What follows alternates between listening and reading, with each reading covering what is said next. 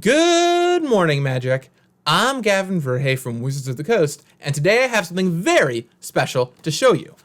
This is my playtest card box from Commander Legends. All the playtest cards that I kept from throughout the entirety of the set's creation are in here, and I thought today I would crack it open and show you how some of the cards evolved throughout time. Ready? Let's take a look. So here's a cool one, Twist of Fate. This is the original version of Profane Transfusion, which made a big demon instead of a Phyrexian. I think the Phyrexian flavor though is way cooler. So originally, the Throne Cycle only did something if it made it all the way to your turn. So the original ones had pretty powerful effects. The blue one drew you 3 cards, but only if you were the Monarch when it came back around to you. Okay, now here's a fun one. The original Gore Muldrac Crypto Historian. Before we settled on making him care about salamanders, he just wanted you to have a lot of different creature types. I remember this was a problem because of changelings. I think it would like draw your whole deck immediately if you had a changeling, which was pretty wild. Check it out. Here are the playtest cards for the 5 other dual lands to complete the cycle from Battle Bond. Now you'll notice their names are all quite different than how they turned out. When I'm designing dual land cycles, I just name them whatever I want. And normally what I do is I just pick a white word and a red word and smush them together. I did think setting them on Kylum, the same plane as Battle Bond, would make a lot of sense. So that's how you get Efficient's Podium, Market of Thought, Underground Stadium, and so on. I don't know where Distracting Crag came from. Maybe like the Aggro Crag or something? Here's one that looks a little different. Rambuth, Azor's Advisor. This is a very, very early version of Sakashima, although Sakashima lets you get another legend, which is really nice. The reason why this one is so interesting to me is actually because it looks different.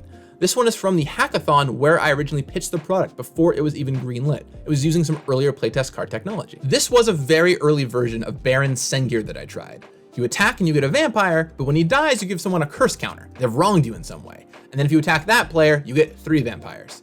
I think we ended up trying this as a mummy, kind of like a cursed mummy thing going on later on in design, but it just got cut for whatever reason. Sometimes we make small tweaks to cards to fix problems with them, as is the case with this Amphan Stowaway. As is, when you encore it, the tokens can all exile each other to give you permanent creatures. That's why we added non-salamander, so you couldn't do just that. Here's one that might give a few of you convulsions. This is a Fyndhorn Elves, but somehow sometimes the art loads wrong when I'm importing cards into our software, so Llanowar Elves art was put on it. Yeah, this one makes me twitch a little bit too. Really early on, Ethan Fleischer pitched the idea of an end the turn commander, so we made Ziz, Siphoner of Time. This is quite a bit different than how Obika turned out, but it is the really early version of what would eventually become Obika. Here's an early version of Hans with Omnath as the artwork. For a little while, we were trying out a lot of reprint legends in the main set, but when I cut a bunch of them and added new cards in, I overwrote the artwork, so that meant a bunch of them had weird art, which is why there's an Omnath on a Hans. I love the stick figure that was drawn in there. I think probably by Noah Milrod, I'm not really sure who, but it really adds some personality to this playtest card. Tago was originally red-white and could only give you 1 rock a turn per combat step, but I always loved the concept, so I'm really happy that this concept stayed all the way through to final. Looks like Jules added Menace to the original design of this guy. I mean, come on, he's just so scary. Here's an earlier version of Tevis Zot. It's a little bit different. The key abilities are still the same, but note that it goes down in loyalty to create those minions, but you do get a minion for every different opponent you have. A really big change here though was making sure that it can ultimate right away off of a doubling season.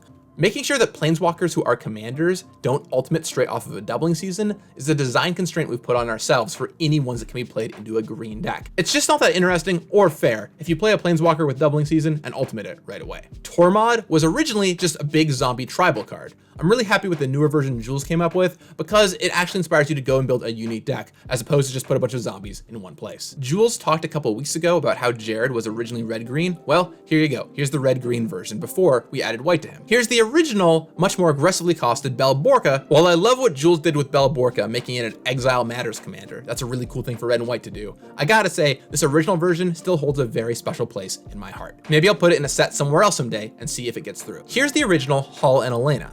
I always knew I wanted them to combo together, and I'm really glad that the final design team preserved that. If I remember correctly, these 2 versions were actually just totally nuts, and I'm really glad Jules turned them down into more reasonable Magic cards. I wanted to make a Belby, but I really couldn't figure out what to do with her, so I made her Bottom of Library Matters, which was kind of a weird wonky commander design. Maybe someday we'll go back to this, but I really like the political version Jules came up with a lot better than this card. When working on the 4th Avacyn Sister, I thought it would be really cool to have something that bridged both Angel Tribal and Demon Tribal. It seemed like it kind of fit with the story, so I tried running with it. It didn't end up working out ultimately. I would love to do more of these cross-tribal synergies. I think that's pretty cool, but the version Jules came up with I think is a lot more appealing in a way that feels very white-black. This card was designed really early on. We thought it was a ton of fun, and it basically stuck the whole way through. I will probably always call this card Intriguing Firestarter because I drafted it so many times. If you're reading this version of Nevinral, which returns all of your creatures from your graveyard to your battlefield and thinking, wow, that looks ridiculous, the answer is, it was. Now here is one of my favorite cards in the set,